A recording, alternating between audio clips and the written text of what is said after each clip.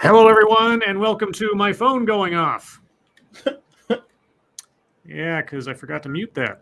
Because, work has to let me know that I'm still working, technically. Hello, everyone, and welcome to the Lords of the Night. With me, as always, is the Lord of Pain, Ranting Monkey. Hey, guys. And the Lord of Pennies, Satsu 2 cents. What up, now? And I'm your host, Scribe, the Lord of Punishment. Hello, chat. Hello, everyone. Welcome to Tuesday. Wonderful, wonderful Tuesday. Hope you all are well. If you're not well, please get well soon. Before the stream began, thank you, tall person. Happy National Devil's Food Cake Day, everybody.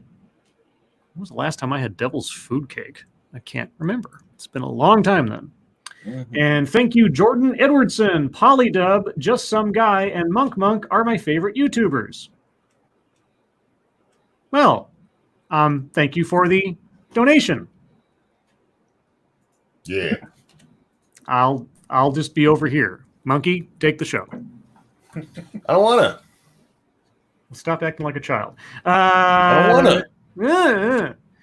Welcome, everyone, to G.I. Joe Night on Lord's Night. That doesn't mean anything. We're not going to do anything G.I. Joe specific. It's just I worked really hard on the thumbnail. I got to tell you, I went through about 5 iterations trying to get the logo to look as accurately as I could, and I still am not happy with it because the little period that separate G and I think I made way too small.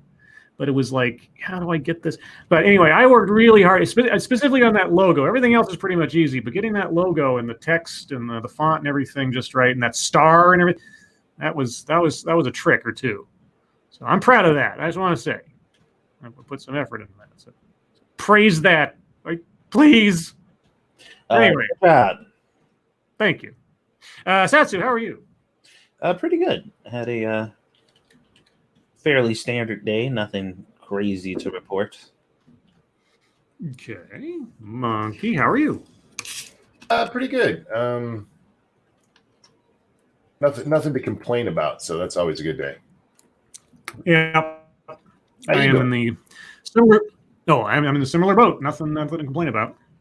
It was a quiet day at work and a relatively sedate day overall. I talked to my sister. We're planning on hanging out this weekend for the first time in 2.5 months or whatever to celebrate belatedly my birthday, which will consist of pretty much driving around and hanging out and then ordering some food and watching a movie because there's nowhere to go and nothing to do elsewise. But hey, it'll be the first time. I miss my sister. I love my sister. I'm very fortunate that we get along as much as we do because I know a lot of people whose siblings aren't as friendly or something. A lot of people I hear like they don't get along with their siblings, but I'm very fortunate. So I just want to say that out loud because for posterity's sake. And thank you, Blake Becker. You should tell Sinatra to dance for us all. Also, hello everyone, all the Sanutsis. And thank you, tall person. The thumbnail looks good, Scribe. Thank you, tall person. Appreciate it. And also Manic with Dogcat Fox. Hiya. Thank you, Manic. Otherwise, I don't know if there's anything else to talk about. You guys gaming tonight? No. That's right. I never know. You guys could switch your schedules or something. I don't know these things. Sometimes we do, but not tonight. All right. Well, then, Monkey Dick, Jim Jones, movies, video games. Hit that like button if you haven't already, and many of you haven't. Tradition. And please share our stuff. Share it far, wide, sideways, diagonally, every direction on the chessboard because YouTube does not. Said it before. We'll say it again, probably in perpetuity. If there's a content creator you like, whether it's us or anybody else, be sure to let people know that you like them or you appreciate their stuff because YouTube's not going to tell anybody else for them. And you guys are our best algorithm. Thank you, Chicago Mike. Knowledge is power. Oops, that's Schoolhouse Rock. Yes, knowing is a consistent source of disappointment. Wow. Yeah. He's not wrong. Yeah, exactly. I cooked up I cooked up a logo with the same font and everything that says that. I think I got it in my Scribe Light folder on my desktop. I'll use that again sometime. Thank you, Zed Almighty, dropping some love. You guys are awesome. Thank you, Zed. Thanks for watching. You're awesome. Drop it like it's hot. But with that, shall we get into the schnuzz? Sure. It's another bit of a potpourri night because, as far as I know, and I'm happy or unhappy depending on the content of the news to be corrected, it was kind of a relatively quiet day, at least as far as like big headlines or anything. So, Satsu, do you want to be Vanna White tonight? Am I white enough? I cannot answer that question because I'm white. Then yes, I have decided that I am white enough. Okay. Your categories are Tara Reid, Matt Lauer, Gilgamesh, and Prince Charles. It almost sounds like a Jeopardy category, doesn't it? A little bit. So Gilgamesh. Gilgamesh.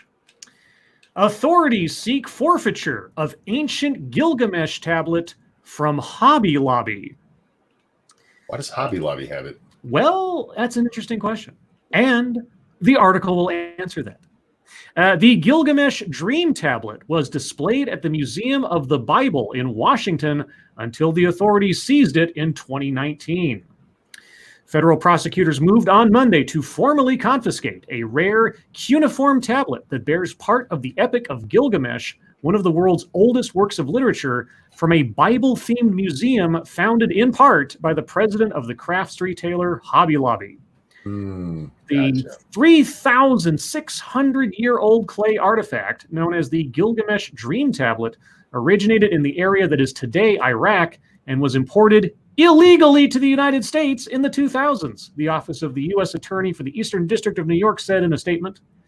An international auction house sold the tablet in 2014 to Hobby Lobby for display at the Museum of the Bible in Washington, according to a civil complaint filed by prosecutors seeking the artifact's forfeit. Despite inquiries from the retailer and the museum, the auction house withheld information about the tablet's provenance, the authorities said. The museum has cooperated with the investigation, prosecutors said. Charlotte Clay, a spokeswoman for the museum, said on Tuesday that it supports efforts, quote, to return this Gilgamesh fragment to Iraq, unquote. Hopefully where it won't be destroyed, like so many other historical artifacts were in the last 20 years.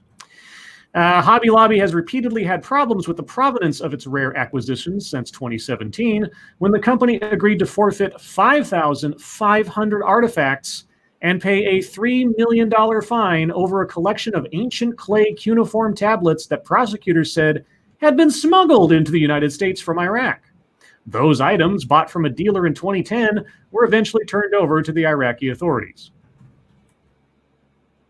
You know, there's the thing about not asking too many questions when you start getting ancient biblical artifacts from different countries. I don't know. I mean, once, twice, okay. 5,500 times? Yeah. Thank you, Tweak 256. If reliable, the tablet to be undocumented goods, can they keep it? Oh, if they relabel the tablet to be undocumented goods, no. I mean, if it was stolen from another country, it's that other country's. Yeah.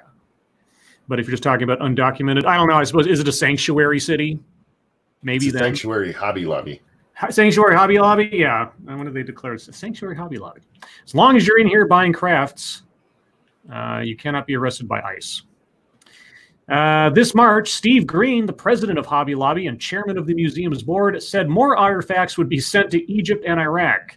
In a statement, he acknowledged he had, quote, trusted the wrong people to guide me and unwittingly dealt with unscrupulous dealers, unquote.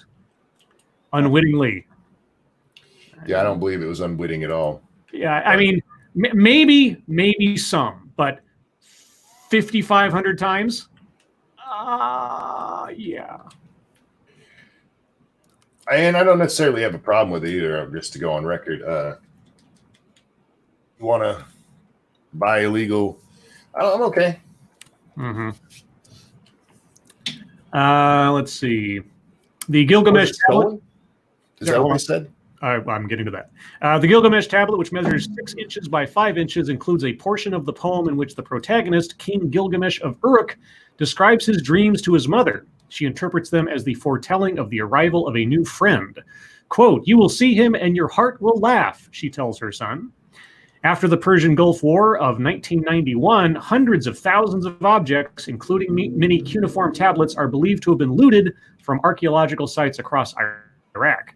Quote, "Whenever looted cultural property is found in this country, the United States government will do all it can to preserve heritage by returning such artifacts to where they belong," U.S. Attorney Richard P. Donahue said in a statement. In this case, a major auction house failed to meet its obligations by minimizing its concerns that the provenance of an important Iraqi artifact was fabricated and withheld from the buyer information that undermined the provenance's reliability, he said. Wait, I'm curious now. Mm-hmm. That makes it sound like they bought it from an auction house. Yes. So how are they at fault? Well, I don't know if they're being compensated or okay. Let's say at least in this individual case, I don't know about the other 5,500 artifacts, but in this individual case, if the auction house defrauded them, then it'd be up to Hobby Lobby to then sue the auction house for recompense, and then the artifacts would be taken back to the country, and then it'd be in a civil lawsuit. And if any criminal charges are filed against the auction house, that'd be a separate deal from the government. So the auction house, or whoever it is in deep shit, basically. So there you go. Yeah, no, okay. I know Hobby Lobby had to pay on the other ones. Maybe I just got confused. Were they told they had to pay something on this one, or are they just returning this one? Well, they had to pay a fine on these 5,500 artifacts. 5,500, Sure. The other ones. I don't know. Let's see. Did they say anything about this one? Let's see. In 2014, the tablet was sold by the auction house to Hobby Lobby in a private sale for $1,674,000. Damn. About 3 years later, a curator at the museum conducting due diligence research on artifacts. 3 years later, doing due diligence. Okay.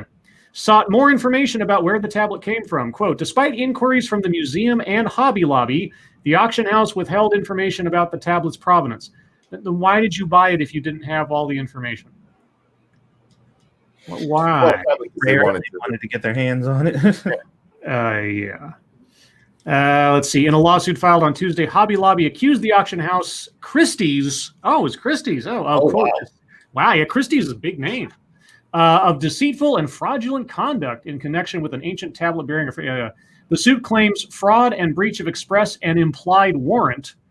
In a statement on Tuesday, Christie said the lawsuit was related to an unidentified dealer's admission of illegal activity, quote, predating Christie's involvement, unquote, with the tablet.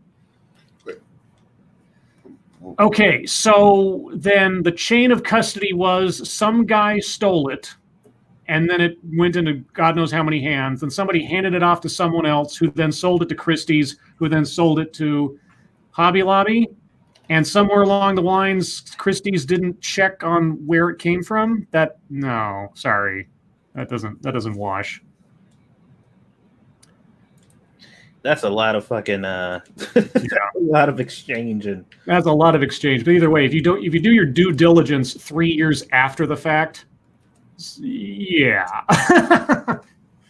Anyway, this is like coming home and seeing your favorite vase broke and asking 5 different kids who did it. Mm-hmm. Who done it? And they're like, well, let's start from the top, shall we? Yeah, this will take 3 years. Well, your remaining categories are Tara Reid, Matt Lauer, and Prince Charles. Let's do Prince Charles. Prince Charles wants furloughed workers to pick fruit and vegetables. Okay. When I read that headline, I thought, is this a let them eat cake kind of situation? The UK's Prince Charles has called on students and furloughed workers to pick fruit and vegetables to plug shortages in the labor market caused by the coronavirus pandemic. In a video posted to Twitter, Charles, the heir to the British throne, If only his mother would die. Asked people to take on the unglamorous task of picking fruit and vegetables to help farmers. Quote, at this time of great uncertainty, many of our normal routines and regular patterns of life are being challenged, he said to the camera, promoting the UK government's Pick for Britain campaign, which is seeking to recruit students or people who have been furloughed. Quote, if we are to harvest British fruit and vegetables this year, we need an army of people to help, he said. The Duke of Cornwall, his official title, 71, compared would-be pickers to the land army of World War II, where women and girls volunteered or were conscripted into undertaking agricultural work, after many men left the country to fight. Quote, in the coming months, many thousands of people will be needed to bring in the crops. It will be hard graft, but is hugely important if we are to avoid the growing crops going to waste, he said. While the prince conceded that the work would be unglamorous and, quote, at times challenging, unquote, he told viewers it was of the, quote, utmost importance, unquote, during the coronavirus pandemic. Prince Charles tested positive for coronavirus in March and has since left self-isolation in good health after consulting with a doctor. So, yeah, there you go. I mean, I'm assuming they will be paid for their work, but, boy, Prince Charles, he's old. Wouldn't it be hilarious if there was like, he came down with coronavirus and has since recovered after taking a medicine that Trump recommends. After consulting with his friend Donald Trump, Prince Charles emerged from self-isolation totally cured. Oh man, the world is just enough ridiculous for something like that to happen. Sure. Let's see. Your remaining categories are Tara Reid and Matt Lauer. Let's do Matt. All right. This one's a little lengthy. I probably won't read the whole thing, but this is actually a letter, or an article, I should say, written by Matt Lauer. Have you read this yet? I have not. Oh. Just like the first maybe paragraph or so. So, opinion from Mediaite. Why Ronan Farrow is indeed too good to be true. And if you don't know who Ronan Farrow is, he's the journalist who broke several things, but most probably significantly in the recent years, the Harvey Weinstein case and NBC's problems on the inside. Okay, it starts out. A note of context. I had originally intended to release this piece in November of 2019, but personal considerations at that time and later news events impacting us all delayed those plans. This week, the New York Times published a piece that was highly critical of Ronan Farrow's journalistic methods and standards. Ronan stood by his reporting in response. The Times story prompted me to move forward with my own findings. All right. In late November 2017, I was fired from my job at the Today Show after admitting to having a consensual yet inappropriate relationship with a fellow employee in the workplace. NBC said it was a violation of company policy, and it ended my 25-year career at the network. I say these words with sincerity and humility. I am sorry for the way I conducted myself. I made some terrible decisions, and I betrayed the trust of many people. If this story had ended there, you would not be reading this, but it did not end there. On October 9th, 2019, I was falsely accused of rape. The allegation came from Brooke Nevels, the same woman whose complaint resulted in my termination at NBC. It was made public as part of the promotional rollout for a new book by Ronan Farrow. This accusation was one of the worst and most consequential things to ever happen in my life. It was devastating for my family, and outrageously, it was used to sell books. Thank you. I always want to say Sorsha. Saoirse. Why I always want to say Sorsha? You've been working on your Gaelic. Why can't? Oh, sorry, you do Gaelic. Yeah, somebody tell me why I want to say Sorsha. Am I just like stuck in Willow? Because that was the name of the evil queen, I think, Sorsha. And I'm not entirely sure I'm pronouncing that right, but I am close. Yeah, I know, I'm terrible. I apologize. But Saoirse, thank you so much. Museums often have years of backlog, 10 seconds to buy, months and months to research. I have seen drawers full of unresearched fossils. Well, but still, would you certify something as sellable or auctionable without checking it first, even if there was a backlog? I mean, the one you're going to sell, take the time to check that one. Yeah, you're going to take money for something. First you'd have to certify that you have some or at least did some due diligence. And as the buyer, you would hope that there would be some verification or assurance from the auction house that what you're buying is not only authentic, but also legitimate. So I don't know. It sounds a little off. So I know I can understand the museums are, but it wasn't the museum that had this problem. It was Christie's that had the problem. I mean, I can forgive Hobby Lobby if they went through a, as far as I know, relatively legitimate organization like Christie's, who have a pretty high profile for this kind of stuff. So yeah, it falls on Christie's. But thank you for the donation. Back to Matt Lauer. At no time did Brooke Neville's ever use the words assault or rape in regards to any accusation against me while filing her complaint with NBC in November of 2017. That has been confirmed publicly. NBC never suggested I was being accused of such an offense when I met with their attorney on November 28th of that same year. They have also confirmed that publicly. I was shaken, but not stirred. No, sorry. I was shaken, but not surprised that few in the media were willing to thoroughly challenge the accusations against me or the person making them. The rush to judgment was swift. In fact, on the morning I was falsely accused of rape, and before I could even issue a statement, some journalists were already calling my accuser brave and courageous. While the presumption of innocence is only guaranteed in a court of law, I felt journalists should have, at the very least, recognized and considered it. Well, Matt, Matt, look back at Kavanaugh. Just look back at Kavanaugh. I wonder how Matt covered Kavanaugh before his own downfall. I know it's a little bit sour grapes or something, but still, I'm curious. I was also disappointed but not surprised that Ronan Farrow's overall reporting faced so little scrutiny. Until this week's critical reporting by the New York Times, many in the media perceived his work as inherently beyond basic questioning. Welcome to the wonderful world of modern media, Matt. I'm sorry. However, he was hardly an unbiased journalist when it came to anything to do with NBC, and he was rarely challenged as he dropped salacious stories in a daily marketing effort designed to create media attention for his book. Wasn't Ronan Farrow fired from NBC or something at some point? I can't remember if he was fired, but I know he didn't leave on the best of terms. It's not like he got just such a great job offer somewhere else, kind of thing. Okay, Saoirse. I always get it fucked up. I do. I love you. I know. I should know that. I feel bad. Saoirse. I will try to remember these things. What I found when I read the book was frankly shocking, and it should concern anyone who cares about journalism. Okay, well, I'm one of those people. This is not just about accusations against the former host of the Today Show. It's about whether changing social attitudes can be allowed to change the most fundamental rules of journalism. They've already changed, Matt. Yeah, that happened already, bro. Yeah, they changed officially when Zucker said we're journalists, not investigators. It's about whether, as journalists, we have a responsibility to check facts and vet sources. Well, I'm familiar with the matter of that particular area, and they don't. They really don't. It's about that question even needs to be asked. I know. Problem. I mean, of all, honestly, and this is, I don't quite know what to think about this, because this is Matt Lauer, a guy who's been inside journalism, quote unquote, for 2 decades or more. Mm-hmm. Is he only now suddenly aware of this after everything that happened before he came out, before he was exposed, I guess I should say? Well, I think this is more of he's forced to acknowledge it because it affected him.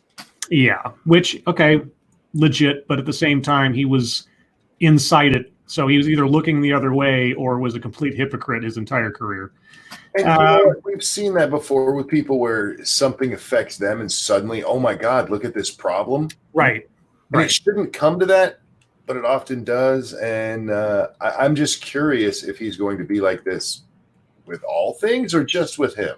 Mm-hmm. Let's see. It's about understanding the difference between journalism and activism. Yes, it is, Matt. It is about whether we are putting far too much trust in journalists whose publicly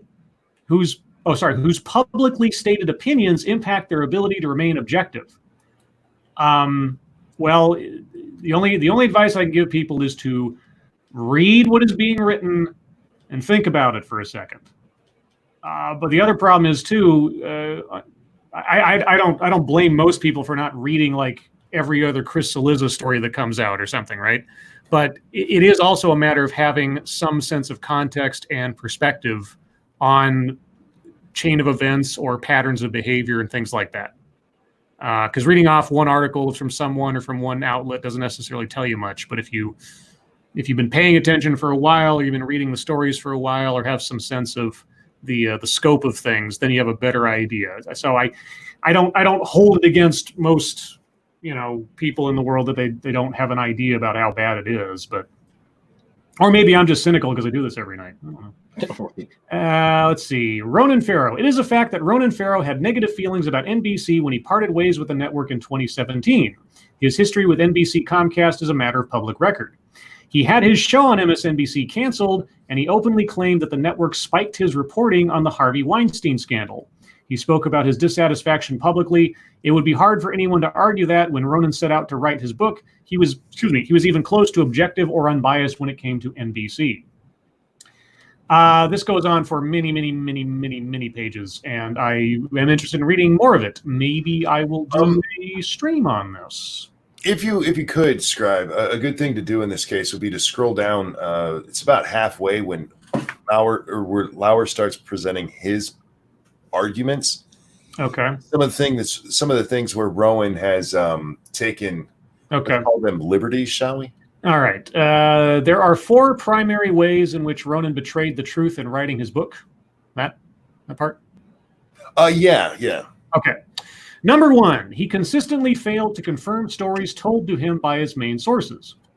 Okay, yeah, I'm not getting any corroboration. I think back to that scene in All the President's Men where Jason Robards is looking at the story submitted to him by Dustin Hoffman and Robert Redford. And he just takes a red pencil to half of it and says, nope, that's opinion, nope. And it's just like, oh, if only we were back then. Number 2, he failed to provide evidence of important communications he alleges took place between accusers and me. In most cases, Ronan didn't even claim to have personally seen evidence of those communications. Okay. Number 3, he used misleading language to manipulate readers into believing things that could easily be false or were at least unprovable. In some cases, he undeniably withheld information from the reader that would call the credibility of sources into question.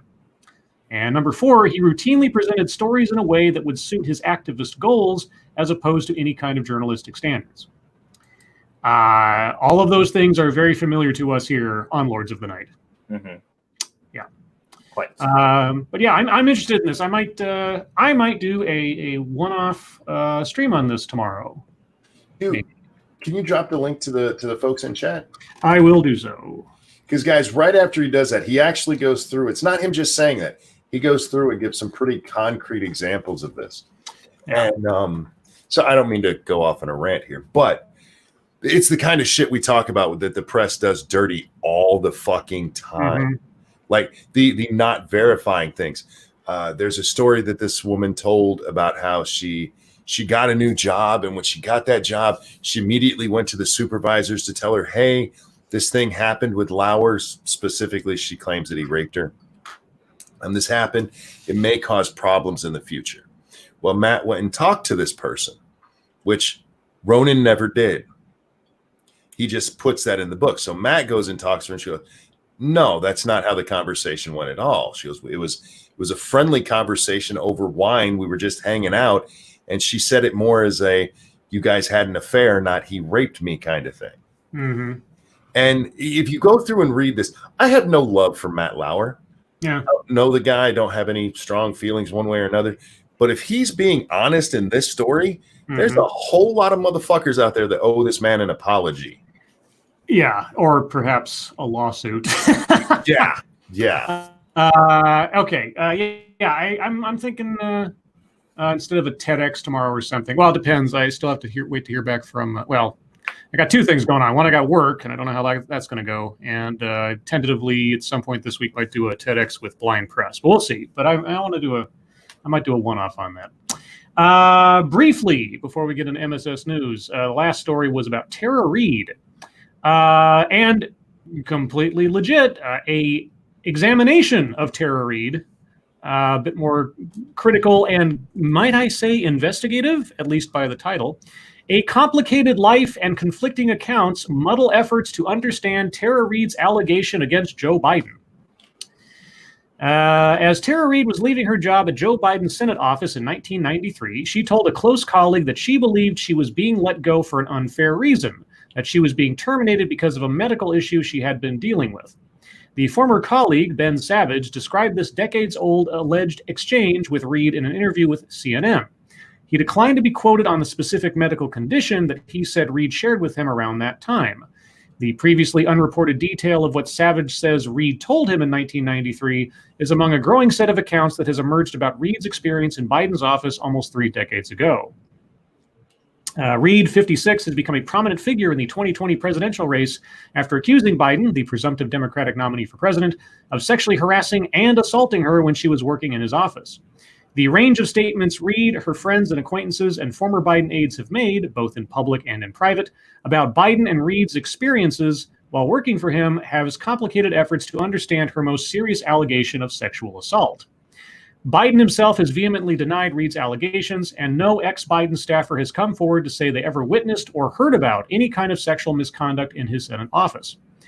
Now, I always kind of go like, well, here's the thing. If this guy ends up becoming president, the last person you want to piss off and alienate is probably the president if you're still involved in politics. I just love this. No staff members ever come forward to say they'd heard about this. Mm-hmm. I never heard that about Ford. Like, none of her coworkers said she ever told them about what happened. Yeah. Let's see. Doug Wigdor, Reid's attorney, said as part of a lengthy email addressing questions from CNN that some in the media have given Biden a complete pass while subjecting Reid to hypocrisy and double standard. Yep. Well, up until a certain point, they had. It only took like a month or two or whatever to actually get there, especially with CNN. They still have. They're still treating it completely different. Yeah, and if you watch the few interviews where it's come up, they are still playing kid gloves with Biden. By her own admission, Reid did not widely share the sexual assault allegation against Biden around the time that she says it happened, making contemporaneous corroboration difficult to come by. Over the last year, sorry? I'm just laughing at that statement. The contemporaneous. Oh, no. I know. Yeah, they say double standard and then don't even bring up, like, did you guys require that of Christine Blasey Ford? No, they literally took her word that she told a person. Mm-hmm. Over the last year, Reid has altered her public telling of how Biden behaved with her in 1993, as has one of her close friends who has been a key corroborator of Reid's assault allegation. In years past, Reid described reasons for leaving Washington that were unrelated to Biden. She now says she left after being fired from Biden's office as retaliation for reporting sexual harassment. She has also previously described Biden as having been a good boss, sometimes speaking with pride about having worked for him. But victims of domestic and sexual violence do not always tell consistent stories about their abusers and their experiences. It is also not uncommon for victims to not discuss their abuses, even with close family or friends.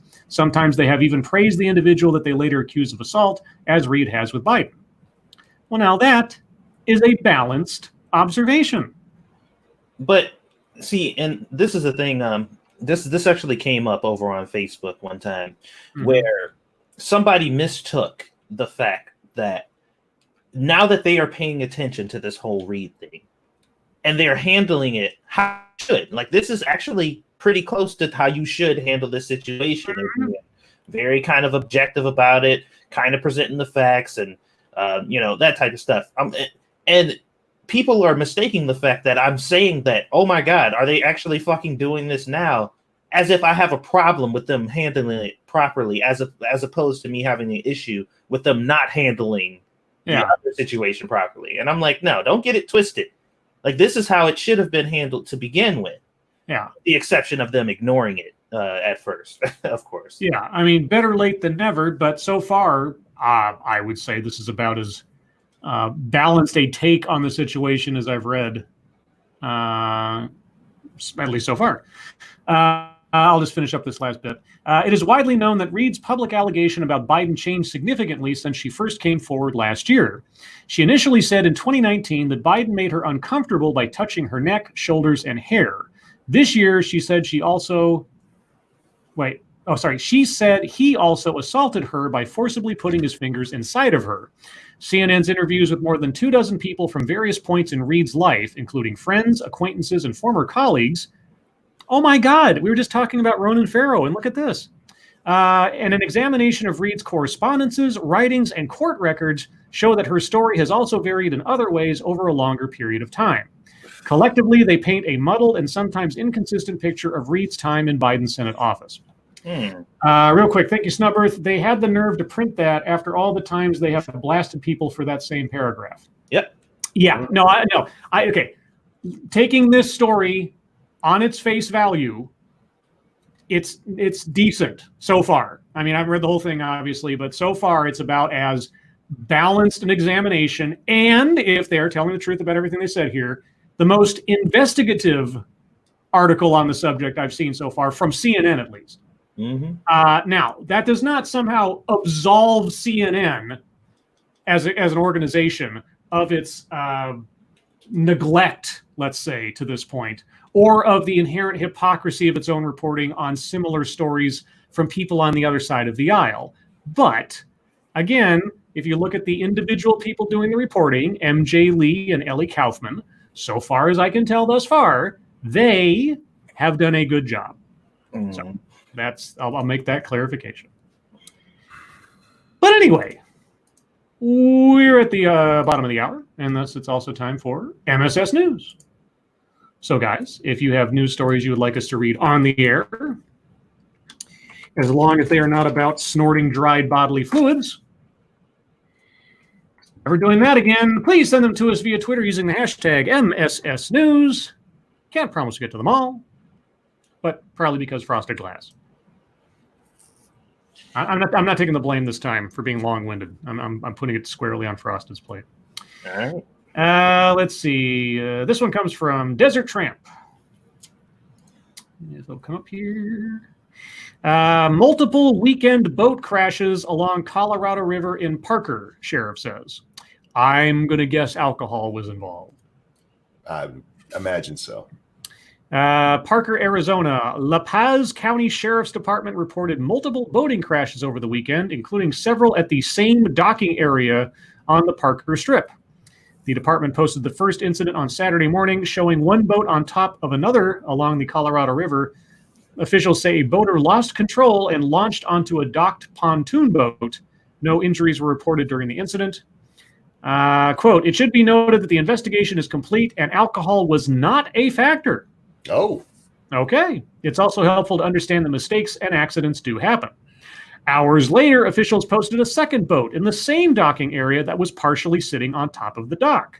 On Sunday, a third boat was seen on top of the dock.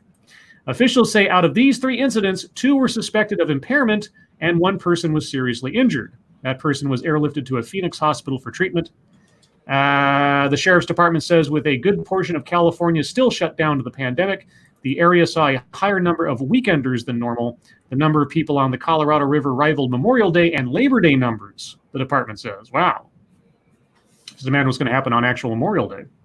So this was in California on the Colorado River? Yes. Oh. Well, no, this is Arizona on the Colorado River. Sorry. Okay. But why did they mention California?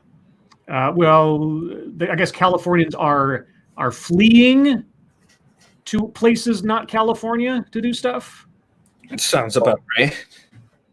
The Colorado connection. I'm just like, okay, so they're not drunk, but I mean, yeah, Colorado. So yeah, Colorado River, Arizona location, Californian people. Ta-da! The whole clusterfuck of don't go there. Yeah. Okay, moving on. Okay, this one comes from Massive Dynamics, because the thing before it was an ad, and I almost read it like it was a story. Deadly attack at Toronto erotic spa was incel terrorism, police allege. Incel terrorism. Okay, well, I guess if you want to categorize what, like, Elliot Rodger did, and if I'm not mistaken, I think it was in Canada. There was a shooting a couple of years ago that was done by someone that self-classified as an incel. So I guess that isn't necessarily a Incorrect term. Well, we're using terrorism for everything now. Can't they just be criminals? I mean, if you take incel as an ideology and you're doing it motivated by said ideology to have a societal effect in some fashion, if you write a manifesto, etc., it kind of falls into terrorism, sort of.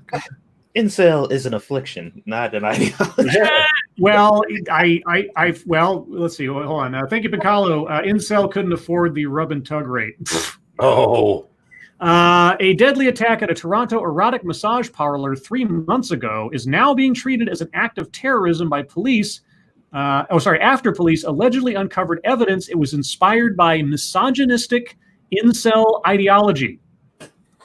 Charges against the suspect accused of carrying out the February 24th stabbing attack, which killed a woman and injured another, were updated in court on Tuesday to murder/terrorist activity.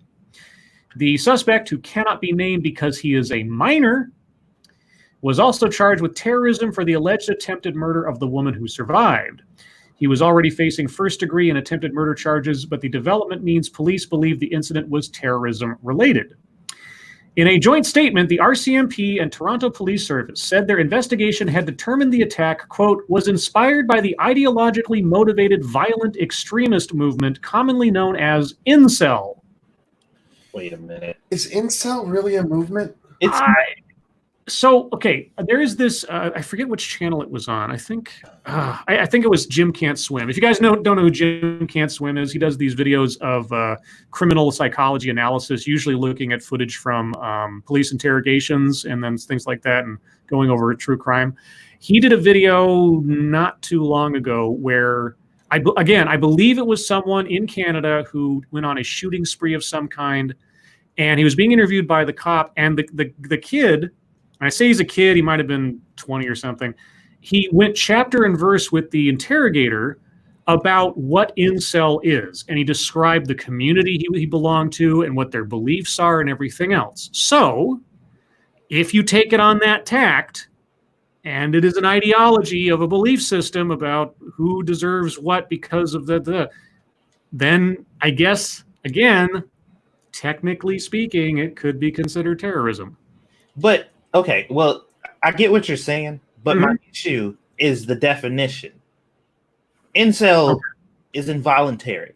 If you are voluntarily joining a group of cultists and following some kind of cult based on that affliction, is what I'm calling it, then it's not involuntary anymore. Well, but here's and this is the only rejoinder I'll make to that, is that incel as a concept might have transcended simply the original definition into some kind of community, into some kind of belief system. I guess so. That's all it is. That, like, men are deserving of women's attention whether they want to, or that kind of thing. I think name change is in order then. I don't know. I mean, it's coined a term now more than anything else. So yeah, it should be what you be when they find you, and then when you're recruited, then you should evolve into something else. A police source told the Global News the suspect had said he wanted to kill as many women as possible. The women who survived the attack said in an interview that the woman who survived the attack said in an interview that she was pleased with the terrorism charges and that Canadians should be more informed about incels. Quote, I'm overjoyed at the news that they've decided to charge him with the terrorism stuff. I hope it sticks, says the woman who asked not to be named. The incident points to the evolving threat posed by the incel movement, which a recent paper said, and there's a link to this paper, was, quote, flourishing, ideologically evolving, and continuing to threaten more attacks. Almost 50 deaths in Canada and the United States have been linked to incels, leading to calls to treat their actions as a form of domestic terrorism.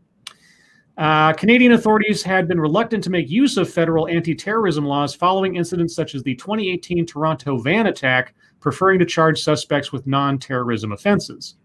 This is the one I was talking about. Although the van attack suspect, Alec Minassian, allegedly told police after ramming pedestrians on Toronto's busy Yonge Street that he was part of an incel rebellion, he was not charged with terrorism.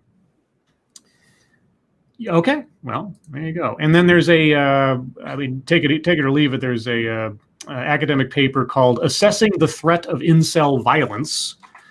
You can read the abstract at the link I will put in the chat if you're curious. And there you go.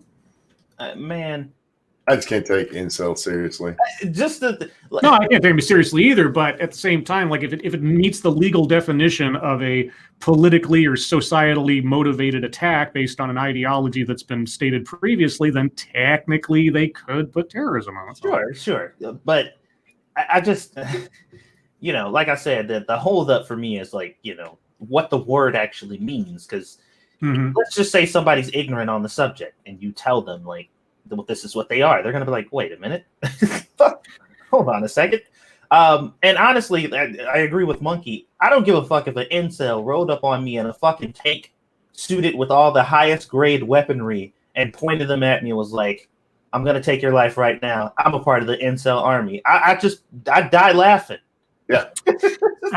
Thank you, Pincalo. I had been in that van attack area 1 hour before. Well, shit, dude. I'm glad you're okay. I'm sorry that people got hurt. That guy was a fucking nut. If you watch that interrogation, that guy's a fucking nut job. Anyway, Frosted Glass. Which one do I want to do? Thank you, Cody Fry. Have these people ever met an incel? Incel and movement don't even belong in the same sentence most of the time. Like I say, it's going to be legal definitions, etc. I hope the guy rots in hell, but yeah,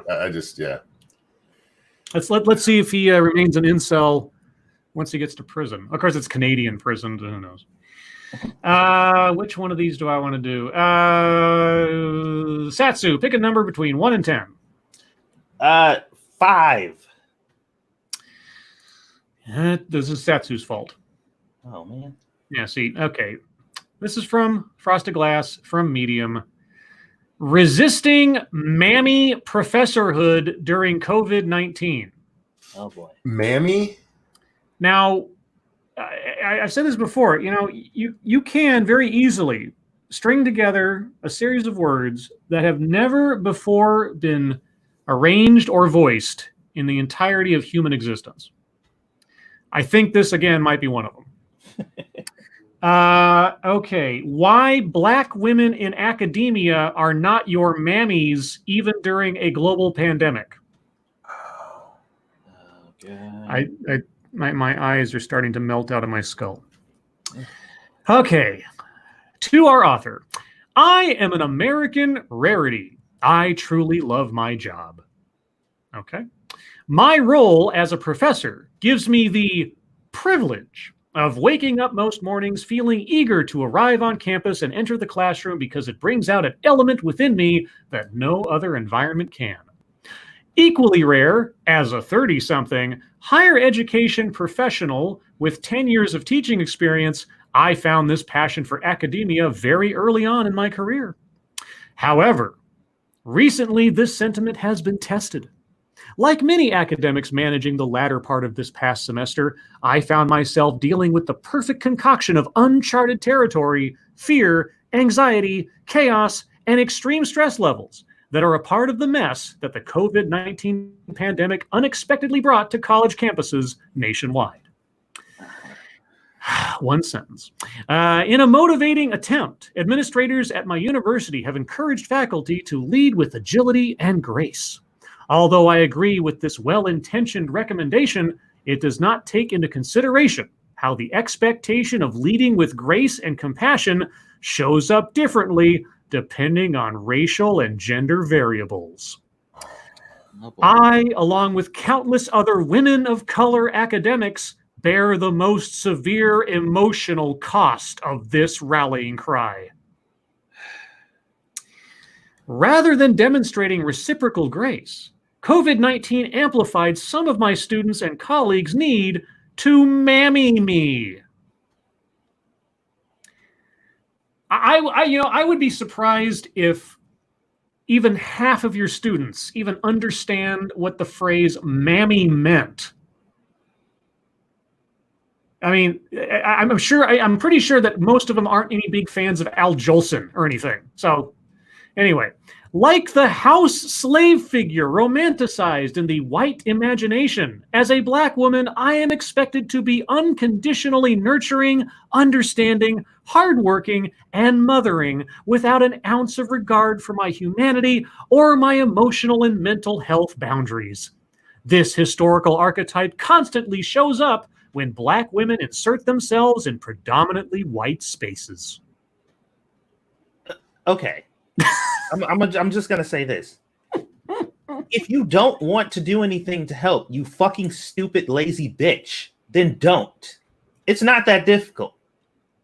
Like, it's not that difficult. Just don't fucking do anything. Stop helping people. It's not that difficult. This reads like a TEDx talk. Oh God. For my own mental health boundary, I'm going to stop reading this year. What a fucking, oh my God. Sorry. Here's the thing. She takes pride in her position. She's an American rarity. Yes. I'm so great and so amazing at what I do. Yes. But when people require me to do it, that causes me issue. I don't want to do that. I'd rather not. Well, then they weren't even required. They encouraged her to keep doing her job with grace and agility in this emergency time. And she decided to reinterpret that as some kind of assessment of her value as a laborer for other people's inconsistent. I don't even know what the fuck it is. Anyway, I might make that the opening act of whatever stream I'm going to do tomorrow with the whole Matt Lauer thing. Man, that's well, I'm just curious as to what it is she is forced to do that literally nobody else is doing. Tell you what, we'll do that for deep topic time. We'll read that again. Can I play a little devil's advocate here on this lady's side? Okay. Because she specifically mentions black women. Yes, women of color. Yeah. Wow. There's a big difference between being mommied by a black mom and a white mom. And I'm wondering if it comes down to that, where these students are expecting to actually be mommied, where even if this was their mom, they'd be like, get your ass outside. And I'm wondering if it's coming down to something like that. I'm expected to be overwhelmingly nice to these kids when that's not my job. I'm here as an educator. But like, I'm trying to understand exactly what that entails outside of doing your job as you've been doing. Okay. Well, I'll come back to it for deep topic time. All right. We'll look into it a bit more. One more, and then we'll go on to YouTube time. This one comes from Shrouded Angel, and I've heard of stories like this before. I don't know that I've ever read one specifically. Don't play the video. Don't play the video. Okay. This is from the Mirror in the UK, and the headline is a quote, so to speak. I make 5,000 pounds a month with photos of my feet. These are the weirdest requests. All right. Look, especially gonna have to have another talk about this because I know. Is there a market for like man feet? probably. Yeah. Is there a $5,000 a month market for man feet? I don't know. Yeah. A medical student who makes 5,000 pounds a month selling photos of her feet online says she devotes 6 to 10 hours a day making them look, quote, aesthetically pleasing, unquote. Well, for $5,000 a month, you better be spending some time working at it.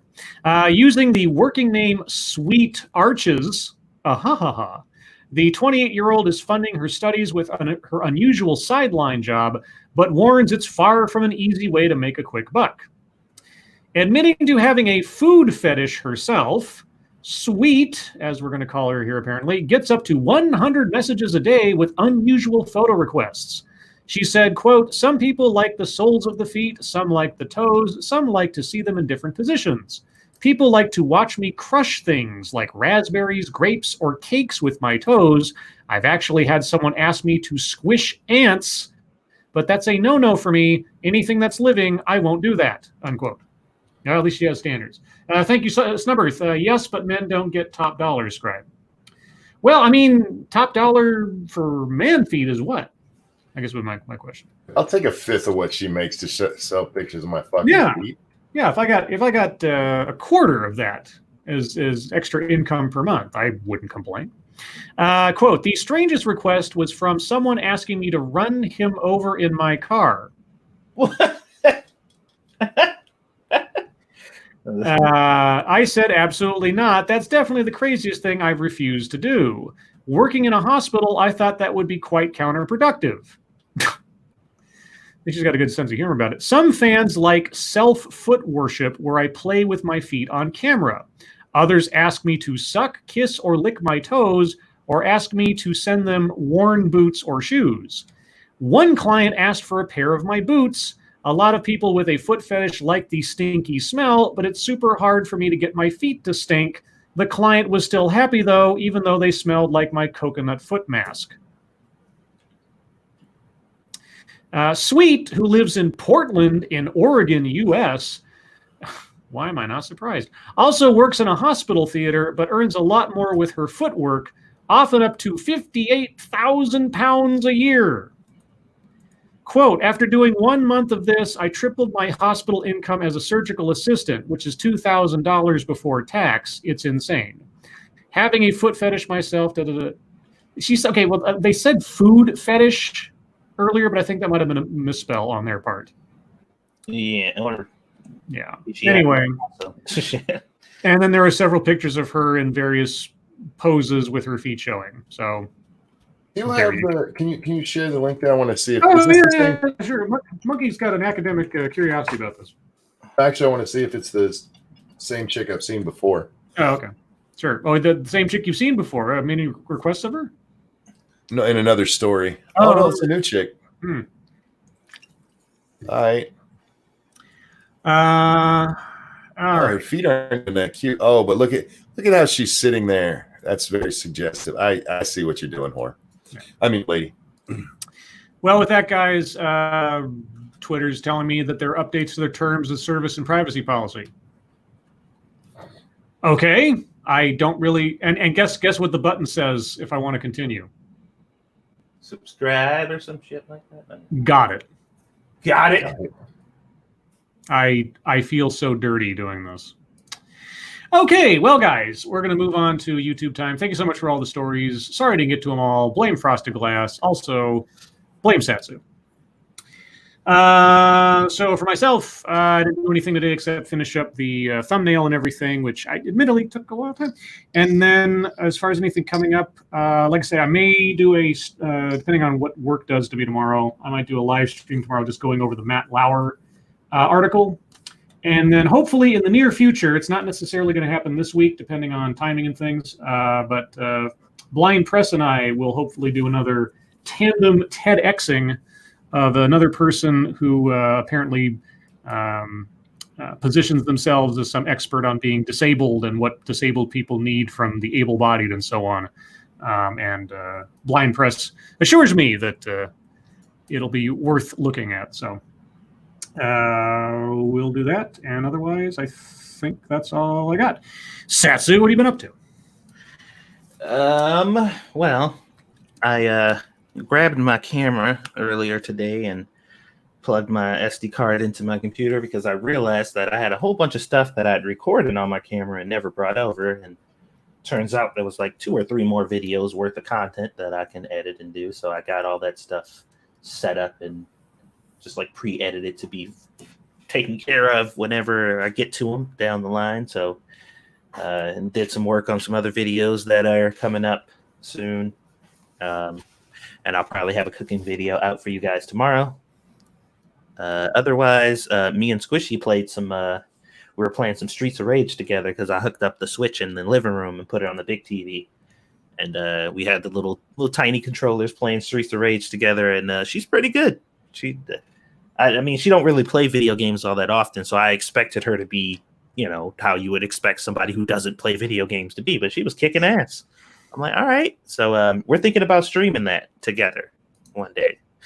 So that'll be fun. Otherwise, that's kind of it. Just been chilling it.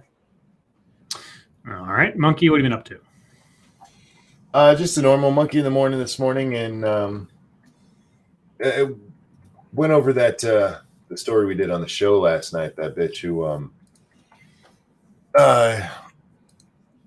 was all about hashtag not all. Went over that story in detail, and I forget the other. There was another thing that pissed me off at the beginning. Oh, Miss Susan Wojcicki was on with Hank Green, and he asked her, "What does YouTube consider when it comes to how do you guys consider what is authoritative?" Now, it took Hank about 45 minutes to ask that damn question. I'm being facetious. It took him way more words than it needed to. But she didn't answer the question. You don't say. Instead of giving any actual answer about how they decide what is an authoritative voice, she just told you what they do with the idea of an authoritative voice. So like they will tramp down something that's not one. Like, yeah, we know that. That's that. And Hank didn't press her on it. You fucking pussy. Hank, you're a pussy. But yeah, that's what I did. All right. Let's see. Let's then move on to the wonderful world of fucketry. I did forget to mention something from yesterday when it was fucketry time because I forgot. And it was probably one of my most popular little tweets in the last few days. Chris Eliza tweeted out a story that he did that I should have read, that I didn't. But the title of the story is How Donald Trump Wins Again in 3 Sentences. And Chris Eliza's comment on the story was, yes, he's an unlikable jerk, but he's an unlikable jerk that gets stuff done. And I said, only took Chris 3.5 years to figure that one out. I mean, he's not wrong. Yeah. And like I say, I completely agree. But it's just amazing to me that it's like, yeah, okay, thanks, Chris Eliza.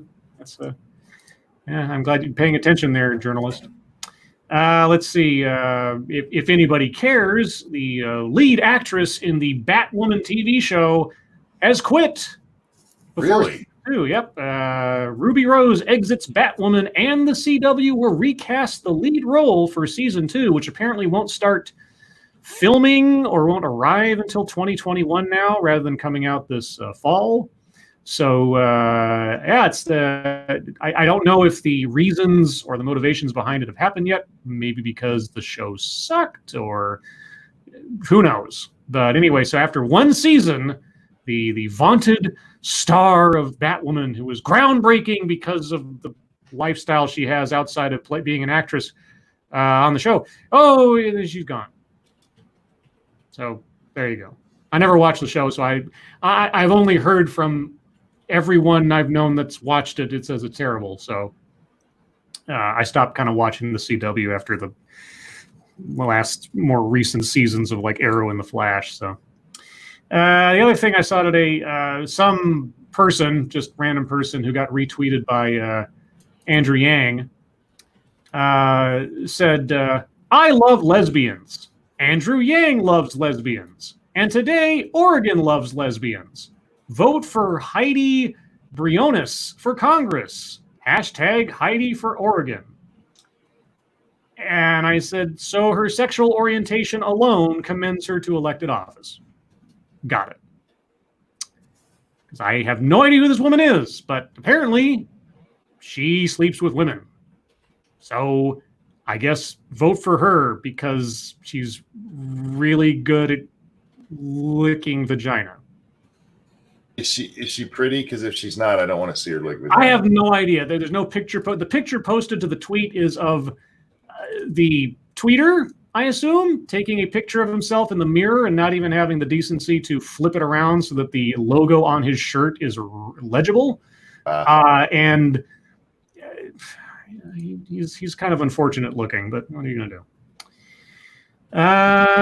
Let's see. The other thing, there was the Academy, as in the Academy Awards Academy, tweeted out this this challenge. Describe your favorite film in 3 words. And I said, 1 ping only. Most people got it. Congratulations. And other than that, I think that's... oh, right, this. Okay, one more thing. So the story was really high up on CNN's front page this morning.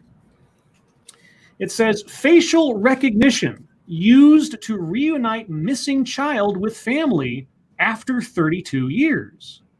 Oh. It says, a man who was abducted as a toddler 32 years ago was finally reunited with his biological family Monday with the help of facial recognition in China. Amazing, isn't it? I thought it didn't work on Asians. Well, here's the thing. If you read about, 3 paragraphs into the story, it says, in reference to the agency that did the quote-unquote investigation, it says, quote, it did not give details about the database or the process of how the photos were compared, unquote. And so I said, so we just have to trust that facial recognition technology solved this case. Pardon me while I suspect that this might be a PR ploy by China to positively spin intrusive facial recognition technology. I'm just a little suspicious of China's honesty. I don't know why that is. I can't tell you why. I'm an untrusting person by nature, I suppose. But yeah, so that's all I got. Satsu, what do you got? Let's see here. So there was a post that somebody put up that said, this is was it Lambeau Field? Mm-hmm. Which holds 81,441 people. Yesterday, the death toll in the U.S. hit 81,796. Oh, Jesus. Beware of anyone meddling that this isn't a big deal, that it's over and we should act like it's over. They are feeding you a lie which they desperately wish to be true. And immediately I thought, you mean how you desperately wish that death count was true? Yeah.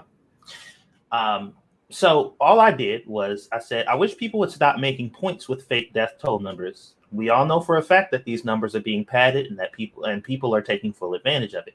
And I posted the link with the what's her title? The director of the Department of Public Health, specifically stating, based on the CDC's guidelines, exactly how they count COVID deaths. Mm-hmm. And the first response I got was a laughing emoji to the link. And I was like, okay, that's interesting. I don't understand why that's funny. And the next person commented, because this tweet, the initial tweet that I sent, was the clip of the lady, but it was retweeted by James Woods. Hmm. So this person says, anything coming from James Woods might as well be coming from Hannity or Fox and Friends. And somebody said, seriously, he's biased as hell. And I'm like, James Woods is not the one who said it. He's not the one standing there saying it. I'm like, so wait a minute. If this lady walks up there and says something, and somebody like James Woods retweets it, that person morphs into James Wood and it becomes his statement. And now it's not worth listening to anymore. Because, he said it. So it's definitely not true. Listening to anything he says, and I'm like, it didn't come from Hannity. It didn't come from James Woods, or it didn't come from Fox. It came from the director of public health, the lady on the screen that you fucking ignored. And these people are trying to make the argument that the experts, the people they say Donald Trump and the rest of the world should listen to, and that people are being ignorant and hard-headed and they're putting people's lives at risk because they won't listen to the experts. If said expert says something and dispenses their wisdom and somebody you don't like repeats it, then it's not good wisdom anymore. Yeah, you know what that's called? That's called bigotry. I'm just like, holy fucking shit. I can't think of a higher authority to speak on the matter. But James Woods retweeted it, so it must be bullshit. That makes it, wrong. Yep, it has been tainted. Tainted. So he responds, I'm not ignoring her. I believe the expert, but she didn't supply numbers. She did. And would you believe them if she gave them to you, given what you just said? He would. But here's the thing. I'm like, the number that has been supplied is the number that you people are using, which is the 81,000 figure. That is the number that is being given to you. Then he's asked me, well, what's the real number? Is it 50% less? Is it 15% less? Is it 5% less? Because even if it was, let's just say 50% less than what's presented, it's still really bad. And I'm like, welcome to the not point. We have made it to the point that I am not making. Congratulations. I don't know how we got here, but the goalpost has been moved here now. So now I guess we're about to have a conversation on whether or not this situation is still bad based on the numbers when I'm presenting to you the fact that they are being presented incorrectly. But that's not the issue. Let's not talk about that. Let's talk about the fact that even if they were fake. So his point was, well, you know, with numbers in the flu and stuff that happens with the flu, most of the time flu deaths are due to, you know, complications and stuff too. And those numbers tend to be skewed also. Dude, no, you don't, Dick. Are you sure me now? Like, is this what's happening now? Did we just trade fucking places? Like, how are you missing the point this heavily? I could literally beat you upside the fucking head with a sign that says my point, and you still wouldn't fucking get it. I literally gave up because he was running circles around what I was trying to say to him, and he continued to do it. So this was his final statement. We are not missing the point. I'm asking for clarification. The vast majority of people who are listed as dying from the flu actually die from complications associated with it, not from the flu itself. Corona is no different. Many people die from complications. Also, if you want the numbers to look good for Trump, just watch Fox News. That's so asinine, so asinine. I'm just like, dude, I can't even. My brain is not even processing how stupid you. It doesn't even. It defies all logic and reason. Thank you, Snubberth. Monkey, if you recall the AIDS correlation I mentioned on Monkey in the Morning, that's what they tried on Satsu. Gotcha. Yeah, this is nonsense. That's just nonsense. I'm just like, dude, you have to be kidding me. You got to be kidding me. So I'm just like, dude, just flat out say it. You're okay with the numbers being falsely presented. Like you're okay with that. You don't care if they're incorrect, especially if they're used against Trump. Like you just don't care.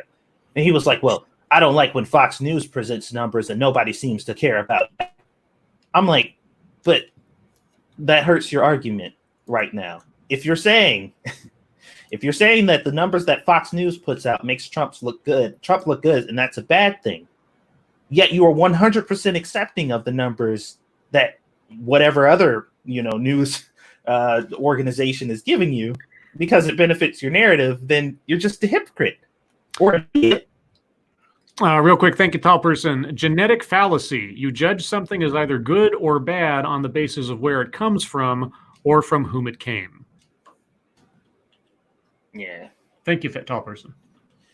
So I don't know. I've been having a very difficult time just trying to piece together what the fuck this human being's brain is actually made of.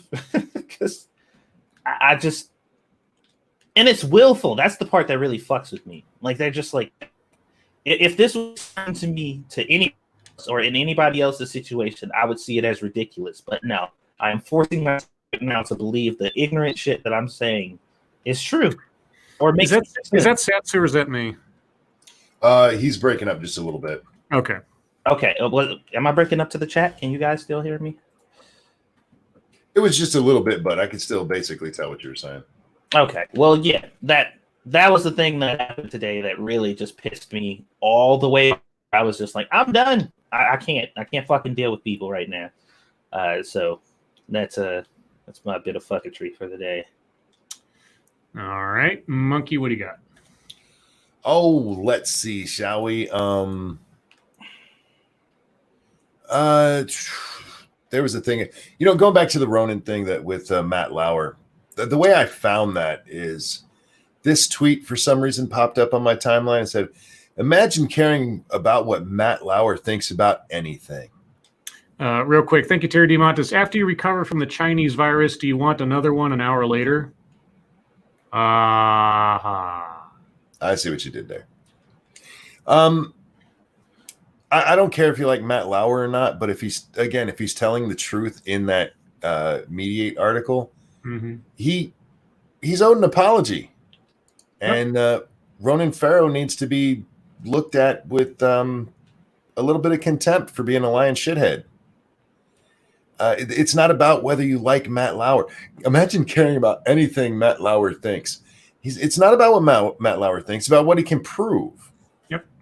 And if you're willing to, it's very much what Satsu just said. If you're going to deny proof because of where it came from, you're an idiot.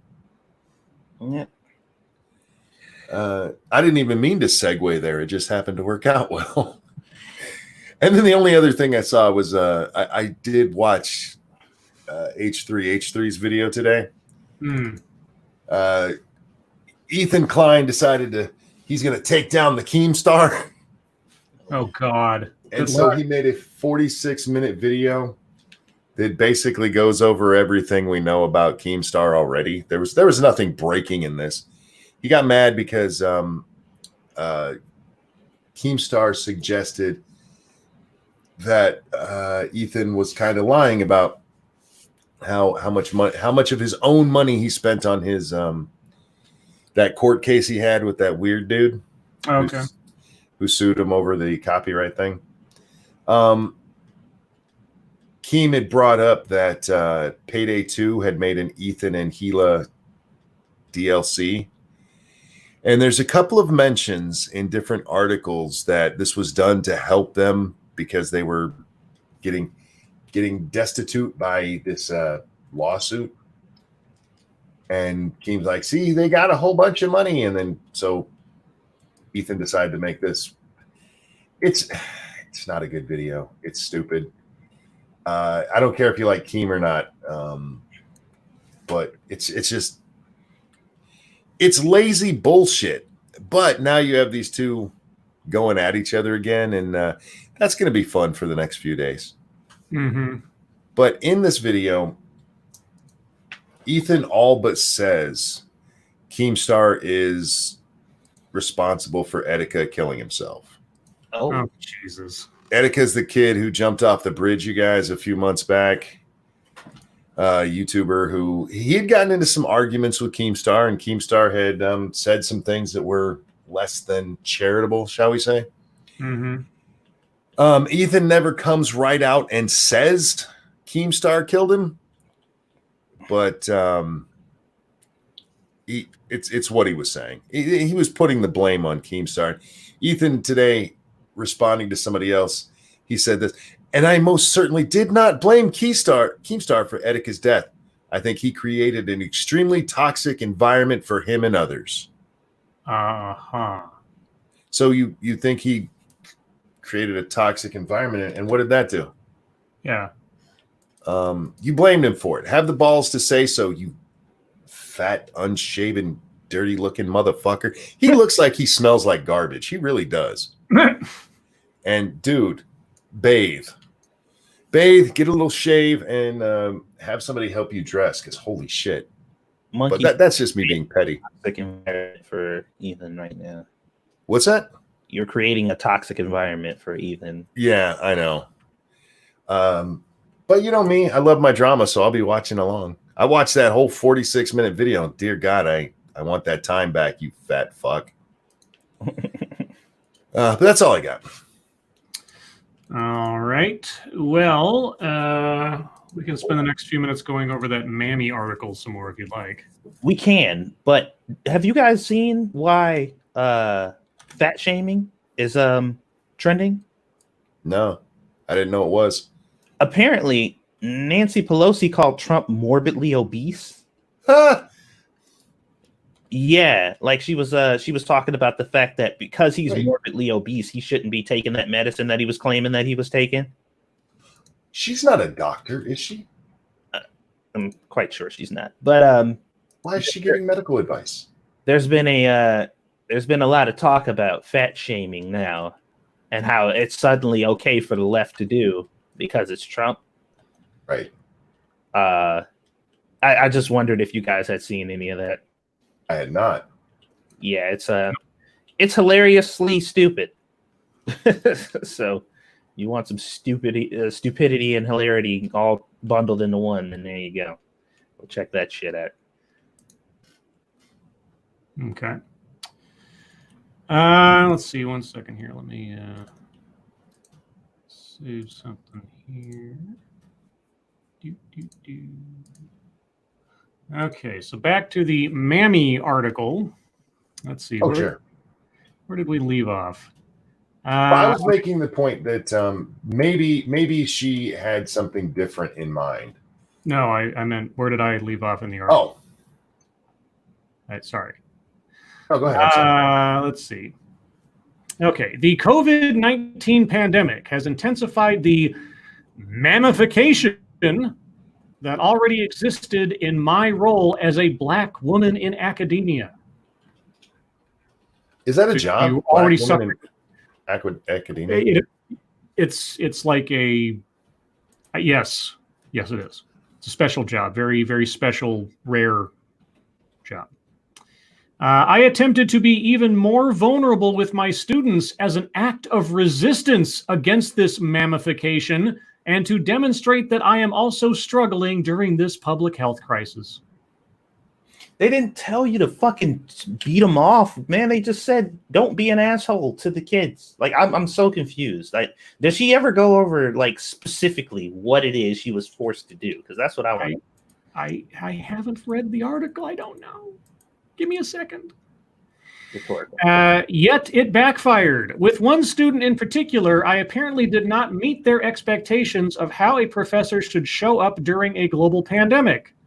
I asked them to extend grace my way, hoping that they would see me as human. Instead, they told me to, quote, stop making excuses and to do my job, unquote.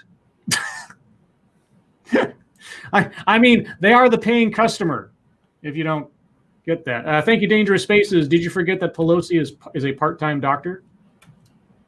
I guess I did. I didn't know. She said that one time during a speech. Oh, okay. While I was amazed by how they managed to be such an expert on the job responsibilities of a professor while simultaneously failing to focus on their job as a student. Yeah, remember, students, just shut up. Take what I'm giving you. I told them that a part of my job is not having to tolerate disrespectful and unproductive behavior from students. Unfortunately, this was not the only case of blatant disrespect, abuse, and even harassment I experienced trying to teach as best as possible during a global pandemic. Well, what were their specific criticisms? I'd like to know. Yeah. It don't seem like she's sharing them. What hurt most was being accused of not caring about my students when I put emotional boundaries in place to shield myself from such abuse. What does that even mean? As much as academics claim they don't take comments of this nature personally, I did. Well, that's your problem, isn't it? These less than positive experiences became so common that it took a grave emotional toll on me. I had never dealt with this level of harassment, and consequently, I cried for the first time in my teaching career. So I sought out advice from my people, academics. What did they say you were doing? It's amazing how there's no detail in all this. Like, she remembers very vividly that all this shit that apparently happened to her, but not a single fucking word of detail. But all I kept, there's an insert. In this pursuit, I kept hoping that someone beyond my loved ones would truly hear me out and see me, that someone would tell me that this mistreatment was not only unacceptable, but also racialized and gendered. No excuses. You were hoping someone would confirm to you your own paranoias. Oh, okay. Yes. I kept hoping that someone would just call it for what it was, or what you decided it was. Thank you. Next 6 minutes, hot cocoa, peppermints, and high fives for the Lords of the Night. Thank you. Next 6 minutes. I actually have, I have packet hot cocoa. I can't go get real hot cocoa because everything's closed, but I will use it as such. But all I kept getting from colleagues and other academics were ... excuses. And then she puts in some quotes out of context. The first quote is, hurt people hurt people. As in, people who are hurt end up hurting other people. Oh, I get you. People hurt people. It's Yeah, I know. It took me a second. I was like, what? The next quote, students are lashing out because they don't have control over their lives and it's stressing them out. Well, it could be the case. You want everybody to empathize with your struggle. Okay. Next one, try to be a little more gracious toward them. Well, again, we need to know what it was that she's being accused of so we can assess it. And then the last one is, they're not worth your energy, unquote. Well, as far as like taking everything personally, they're right. But here's the thing, though. She says she talked to her colleagues, and that was the advice that they gave her. Yes. Right? Which means that these colleagues, presumably, because she didn't specify that she only talked to the black ones, are also white. Which means if they're giving her this advice, they're all dealing with the same shit. Mm-hmm. And they're handling it in the way that they think they should handle it, which is the advice that they are giving to her. Like, this story is being presented as if she's the only black person around, or one of the few black people around in the school that's a professor. And everybody has taken it upon themselves to hoist all of their problems specifically and exclusively on her. And they're treating her like shit if she doesn't reciprocate exactly how she's being demanded to do so. But that doesn't appear to be the case based off of what she just said. So I am confused because I don't know what it is she's being forced to do that every other teacher in the school that isn't black is not doing. There is, of course, truth in the aforementioned statements, and I'm sure it was meant to be encouraging, yet there is no just excuse for abuse. What is the context? This quote-unquote advice felt like sand slipping through my hands. They wanted me to build something with this advice, but I couldn't grasp it. I couldn't do anything with it, and its fleeting nature was beyond disappointing. Moreover, the advice made me feel how I do when I receive general advice adorned with toxic positivity. There it is! It's used in a play. Oh my God! Fuck me. Now, I love it. I love it when I feel like I'm on the bleeding edge of newspeak. And I just did a TEDx where they brought up this concept of toxic positivity. And so because she's not willing to tell us exactly what the criticisms are, the advice she's giving from people to just say, hey, grow a thicker skin, is obviously toxic. They're being encouraging, but they're really being bad. But I don't get, why would people who aren't dealing with that, like people who are in the same position as you, like why would they have anything like that to say? It's so confusing to me because I'm just like... Okay. I felt like a parental figure contained in this box of how I was supposed to respond to students, aka my academic children. Oh, is that how you see them, or is that how you think they see you as seeing them? And even some of my colleagues, like a maternal figure, I am expected to not complain about being a professor because, quote, I knew what I was getting myself into, unquote, when I did choose a life as an educator. Well, that's not even really the issue. And that statement right there makes it seem like what you're doing is complaining about being a professor to your students, which is unprofessional and weird. Yeah, it's not their job. Why is it their problem that you can't handle your job? Yeah, exactly. You are the authority figure in the situation, and it is your job to uphold at least some semblance sanity, or just at least reason. Amidst all he's really breaking up for me. Is he breaking up for you? Not real bad. Oh, okay. I'm missing like every second, third word. Sorry. I'm paranoid that it's me, and then I just want to make sure. But I'm missing half of what you're saying, unfortunately. And she sucks at her job and she's mad. That's what it is. She's fucking terrible at her job. She's mad because when it's important for her to be who she is, she can't, because she can't handle it. So that's it. All right. Let me get back to it here. But since when did one's stress and anxiety become an excuse or a right to act ill-mannered towards educators? About the same time it became your right to act ill towards your students. Did this lady ever work retail by any chance? At any No, point? remember she found her job immediately.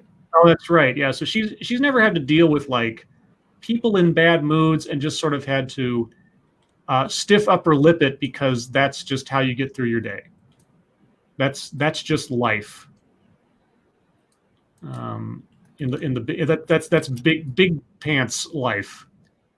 Yeah, and so far the only thing I've heard that she has had to do is her job, and for some reason that's very difficult for her.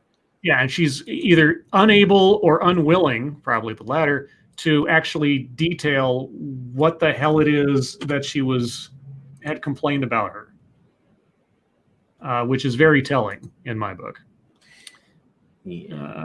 1 second here. Sorry, I gotta get through tabs and Yeah, tabs. no, now that I'm thinking about it, I guess if she did, it would probably reveal like. Well, yeah. No, I mean, it's an obvious effort to not tell us what the complaints were and whether or not someone could be assessed as being reasonable and being complaining about it. Mm. Like if she got up there and said she's spending like the first half hour of the class explaining to everybody how emotionally fragile she is because of the pandemic, and they're like, I'm here to learn something. I don't care about your personal problems. If that's abuse, well, she's not going to tell us that. Of course not. I'm still stuck on the fact that, I mean, we've seen like articles or even video. Remember the video from, what was that, Harvard, wherever it was? This is my home and you're making it not a safe space. Yeah, and I guess yeah, classic. I So guess for me, there's that in the back of my head as I listen to this, and I'm wondering what it is like on college campuses now when you've scared the shit out of these children, these infantized adults as they are. All right. And maybe she has a point. maybe, but there's no context, so Exactly. Okay. Well, again, I'll put the link in the chat, but we are already into chats time, so I'm going to do that. So everyone, if you have questions, comments, concerns, complaints, conspiracy theories, thoughts of your own on the Magicator, put them in the chat now. If you have questions for us, please put plenty of chat marks after those. If you have statements for us to consider, please put plenty of statement marks after those. If you have no idea what I'm talking about and you're new here, welcome. Ask your nearby chat person what I'm talking about, and they will be happy to tell you.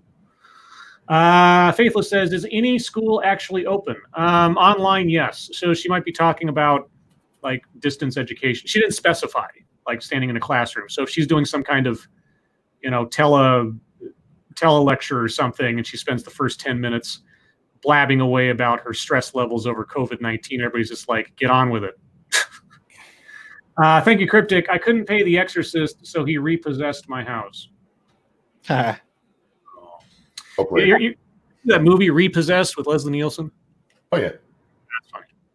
James Woods is in there, too. That's fine. James Wood wasn't in. He was in something where he played the exorcist. He was in one of the scary movies. Yeah, that's what it was. Scary movie. I see my brain mixes them up. Random American, Scribe, can you ask who will be guesting on Jack Gunsky's Quiplash game tonight? No. Massive Dynamics, Lords of the Night, did you hear that a leaked phone call shows that Ukraine fired prosecutor at Joe Biden's request? Yeah, I saw the story about this, and I listened to at least the cut tape of it. I don't see the scandal here because he already told us that this happened. Yeah. It might still be a scandal, but it's not news.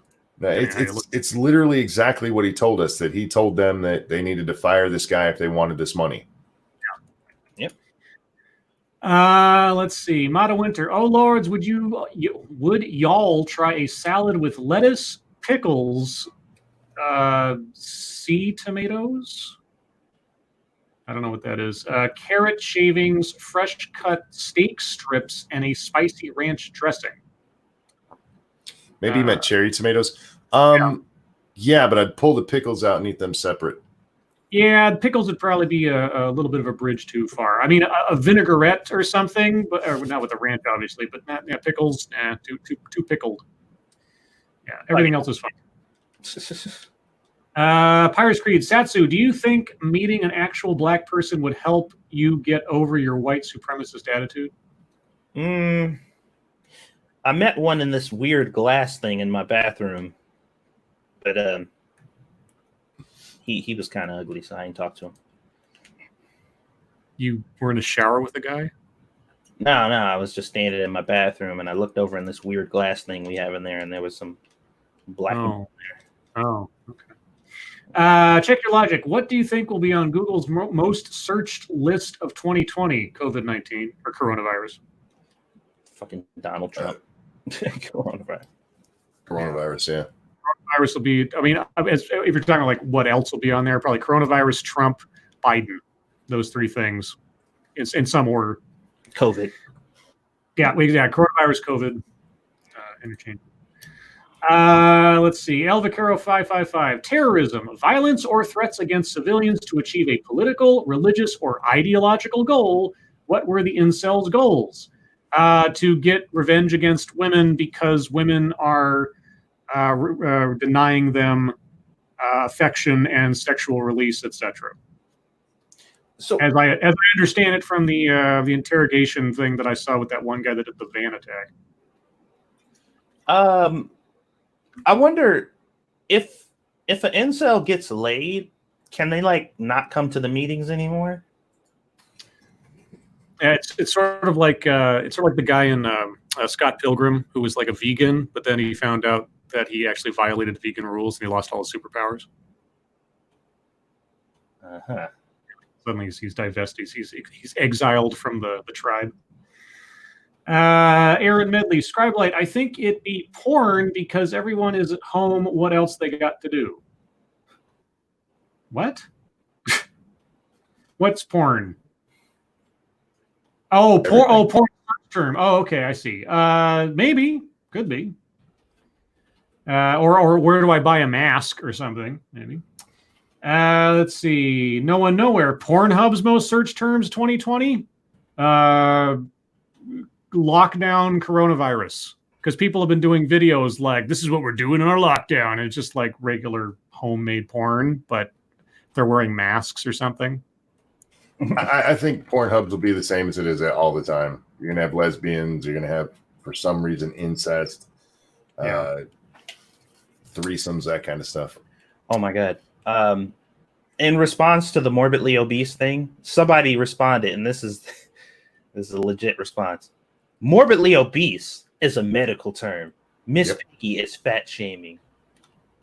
Oh, jeez. So I'm like, okay, so these are the rules from now on. If you see a girl or a person who you think is particularly large, just say morbidly obese, and then it's not fat shaming. Motto Winter, why has Scribe not yet eaten breakfast? Is this the beginning? Is this the beginning of a joke or something? I don't know. Why haven't I eaten breakfast? Cannibalistic Wizard, when's the next Squeedus stream? I assume, if anything, probably Thursday.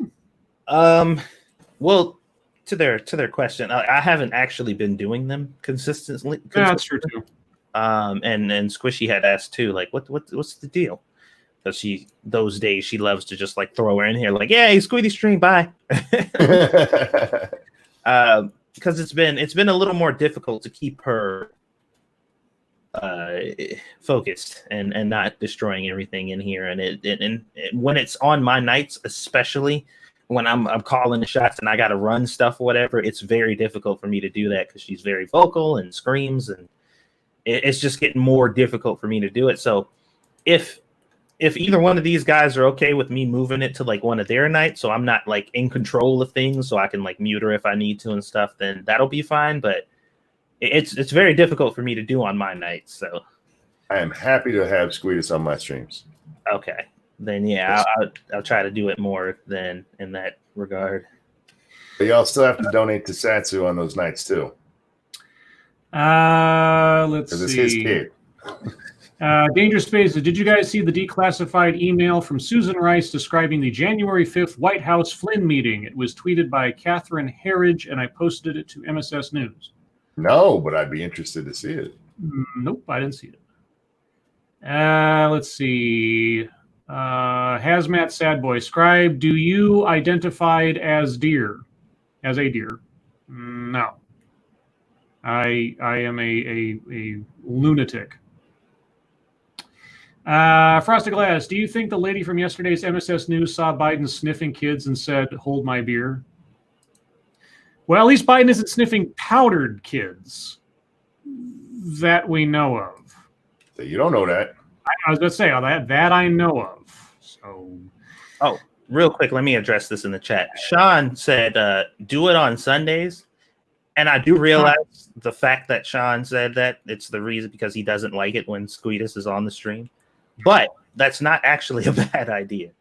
I might actually consider doing that. So, Sean, I know your intentions, but thank you for the idea anyway. Jim Heelis, 10,000 people evacuate as one Michigan dam breached. What? Oh, what? Monkey, is something going on in your backyard? I don't pay attention to Michigan news, so probably.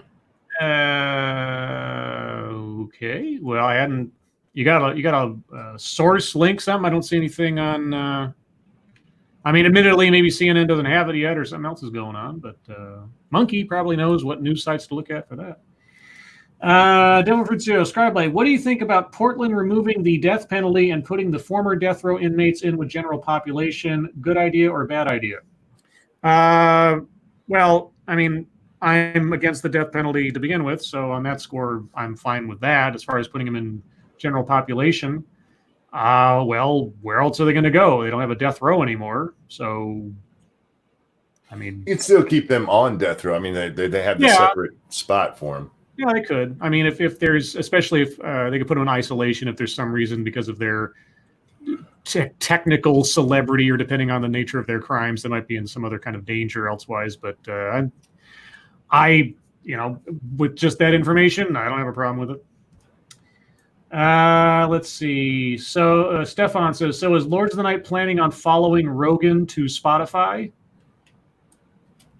No. We talked about podcastifying our show. Yeah, that's true.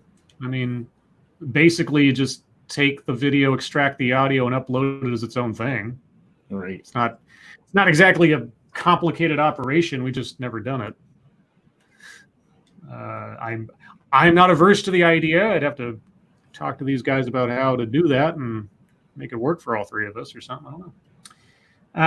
Let's see. Next 6 minutes. Lords of the Night, have you ever tried Mexican-style hot cocoa? Is that where they put like the cayenne pepper type stuff in it? I've never even heard of it. So, because I had somebody make like, I don't know if they called it Mexican hot cocoa before, but I've had cocoa with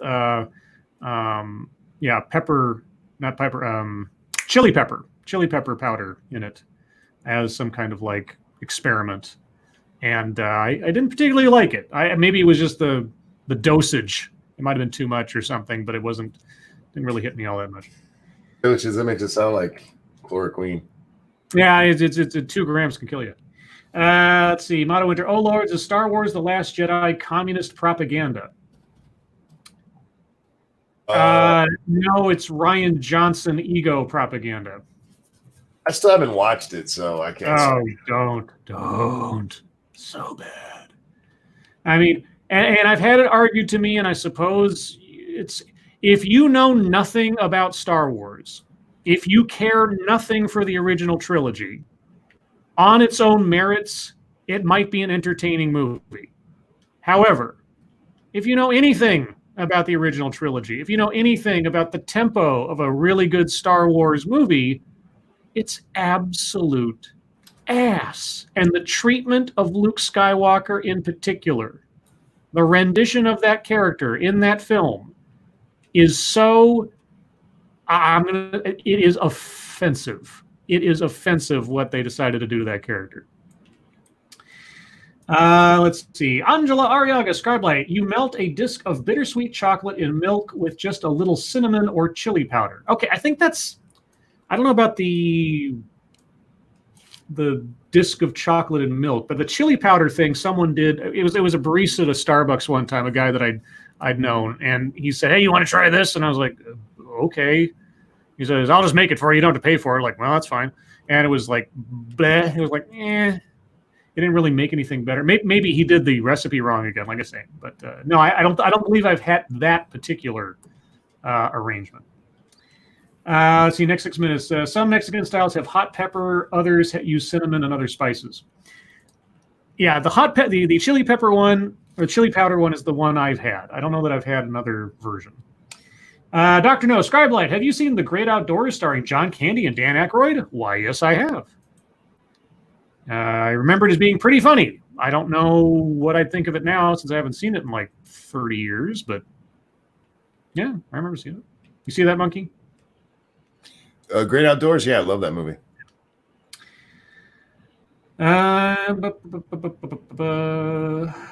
Let's see, and chat jumped, so I'm going back up. Let's see, Dr. No, Ranting Monkey, have you seen Sergeant Bilko starring Steve Martin and Phil Hartman? No, I never watched that one. Did you ever see Sergeant Bilko, the original series? No. Oh, okay. Phil Silvers.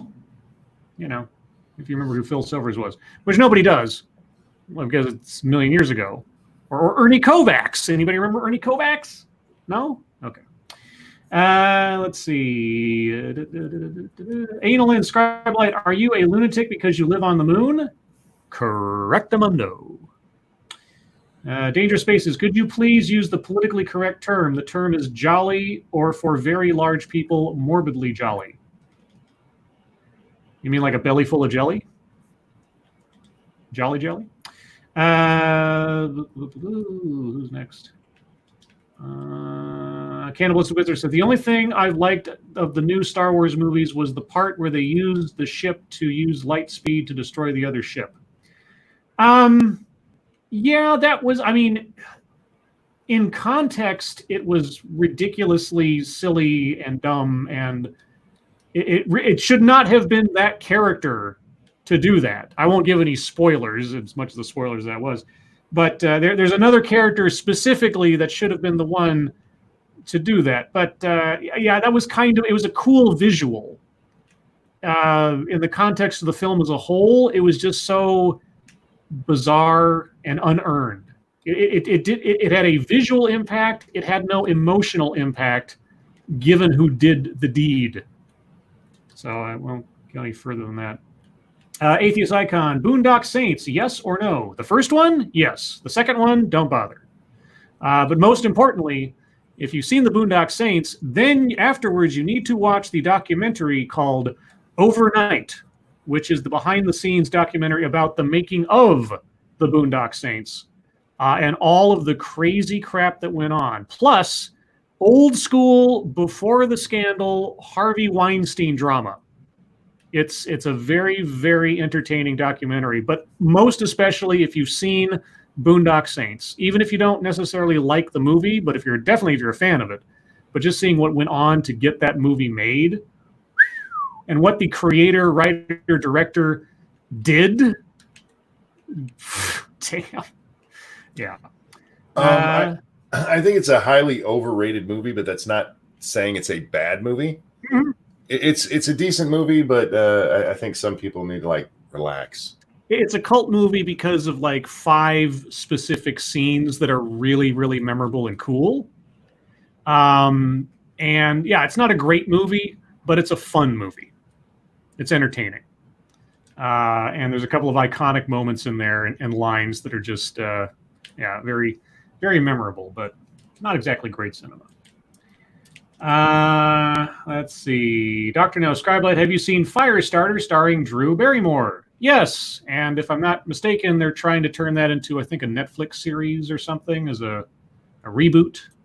a sort of, oh, we can do a takeoff on Stranger Things, which was totally a takeoff on Firestarter. We can bring that full circle, I guess, because why not?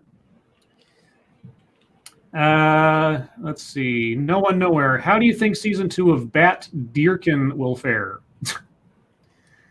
Well, as far as I understand it, if they keep the same writing staff, the quality of the shows will still be, but maybe they'll get a better actress to play Batwoman, which might or might not help the situation. I don't know. I've heard not very flattering things about Ruby Rose's acting ability. So who knows? Let's see. Motto Winter. Oh, Laws, what is the best and the worst Supreme Court decisions of your lifetime? Oh. The worst that I can think of is probably Citizens United. Because we didn't need that much more money into politics.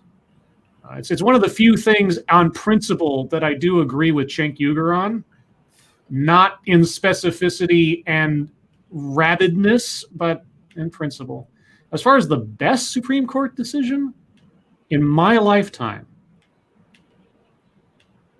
God, I don't know.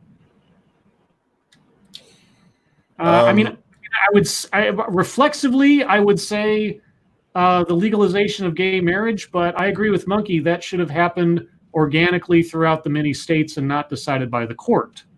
That should have been a societal decision and not a legal decree. But I can't think of the best one in my lifetime unless somebody comes up with something I just can't remember. I don't have a problem with Citizens United. Actually, I think it was a fine decision. For me, worst would be Kelo. Holy shit. Kelo? Yeah, the Kelo decision where they decided eminent domain can be claimed just for tax revenue. Oh, right. Okay. That was a fucking horrible decision. That was a 9-0 decision, which is scary as fuck.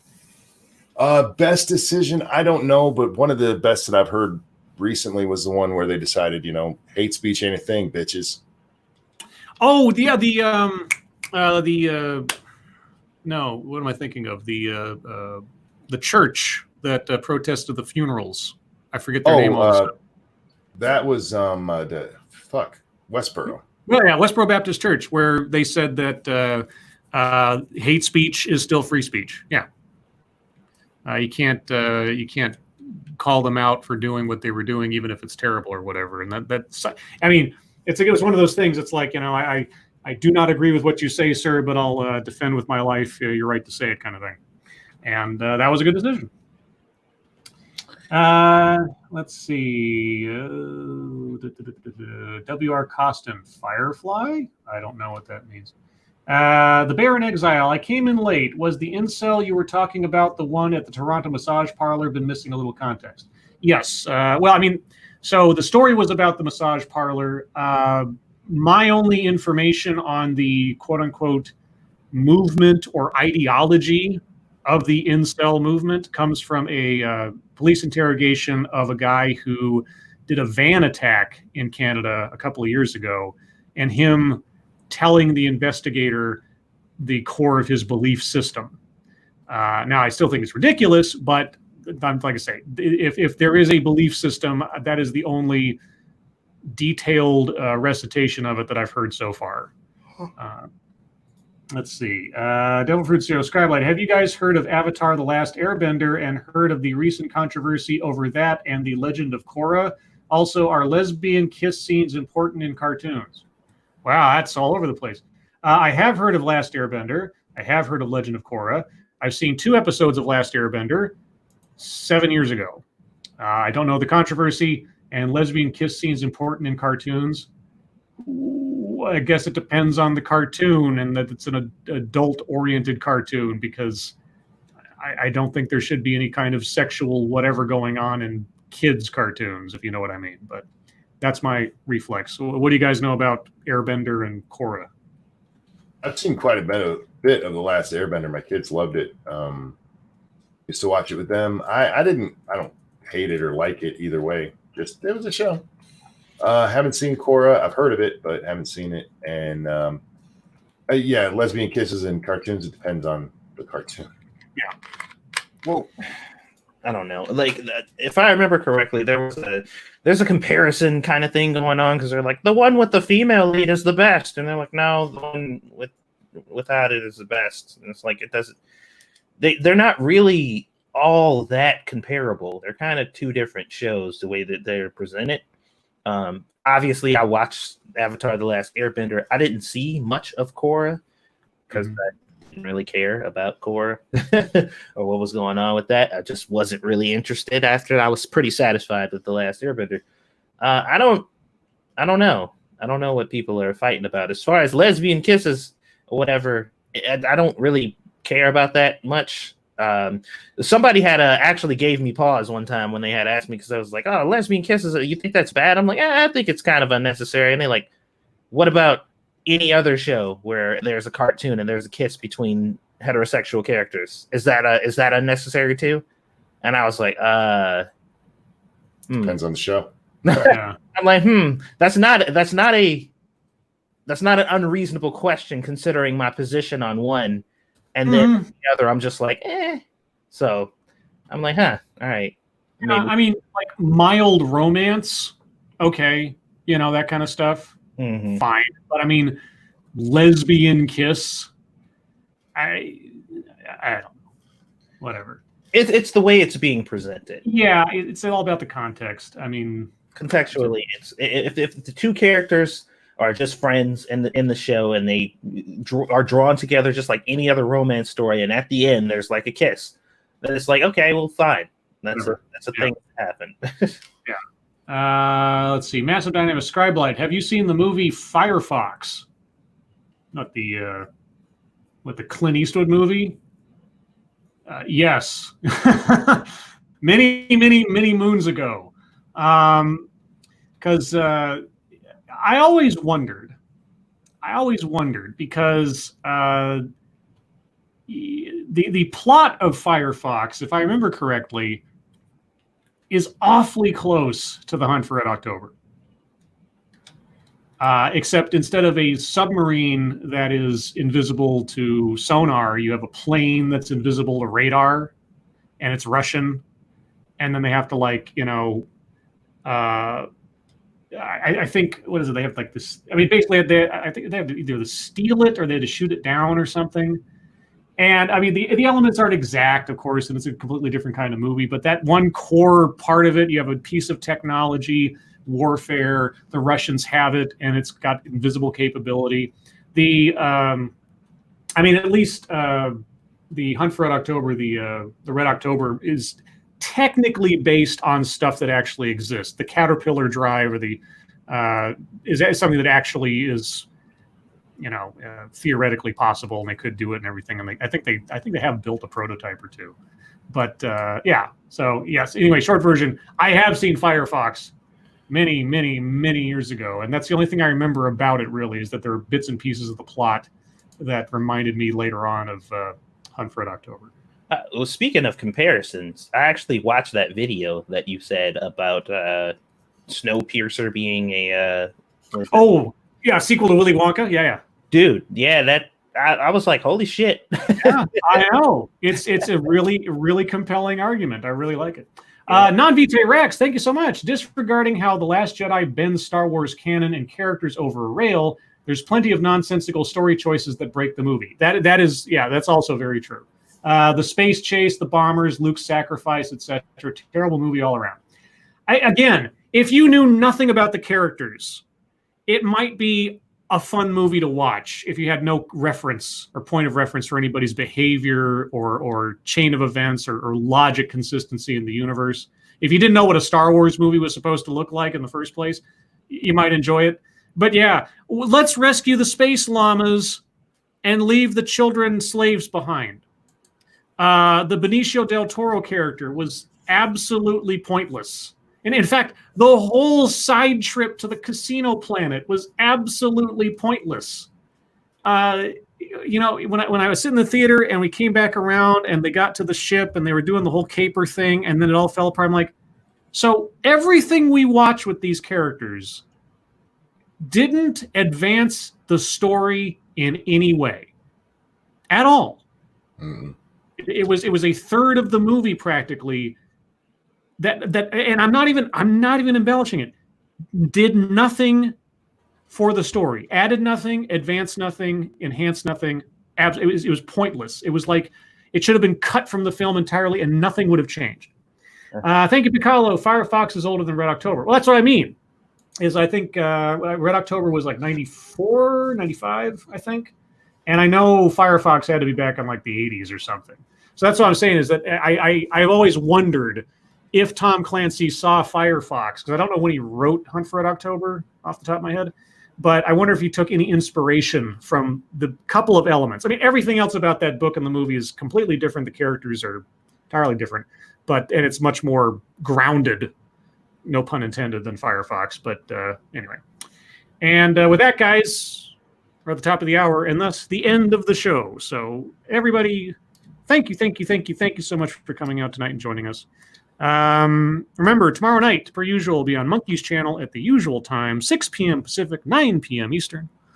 There's no game stream tonight that I'm aware of, correct? Nope. Will there be a Monkey in the Morning tomorrow? Oh, of course. I just don't know when. Don't know when. I am tentatively thinking about doing a one-off stream talking about the Matt Lauer article tomorrow. I can't tell you when that'll be. I have my weekly phone conference meeting for work, which may go brief or very long, depending on what's going on. But I will notify as I can. But yeah, anything else that I have forgotten or should mention? Not that I can think of. Yeah. And there might be something going on Jack Gunsky's channel about Quiplash or something. I don't know. Maybe. Anyway, guys, thank you so much for coming out tonight. You guys really are the best audience in the world. Thank you for liking the stream. Thank you for sharing the stream. Moderators, thank you for keeping an eye on things, even though our audience is the most well-behaved in the world. Everyone who donated, thank you so much for your generosity. I really, really do appreciate it. It'll all go towards horrible things I'll put in my body, like Jack Daniels and goldfish. Except I keep forgetting to pick up goldfish when I go to the store because I can only carry so much. You gotta have that Jack. Gotta have that Jack. Goldfish. Fuck the goldfish. Fuck the goldfish. No, don't. Troy McClure. But anyway, Monkey, Satsu, thank you for joining me as always. Mm-hmm. Everyone, your lives make us sad, and we will see you tomorrow. Bye, guys. And take out my copy of Screw the Roses, Send Me the Thorns, The Romance and Sexual Sorcery of Sadomasochism. And today's secret word is satisfying. Oh. Not that the word I'm about to say is sad. The actual word is satisfying. So there you go. Well, thank you for clearing that up. I do my best. I'm an English major.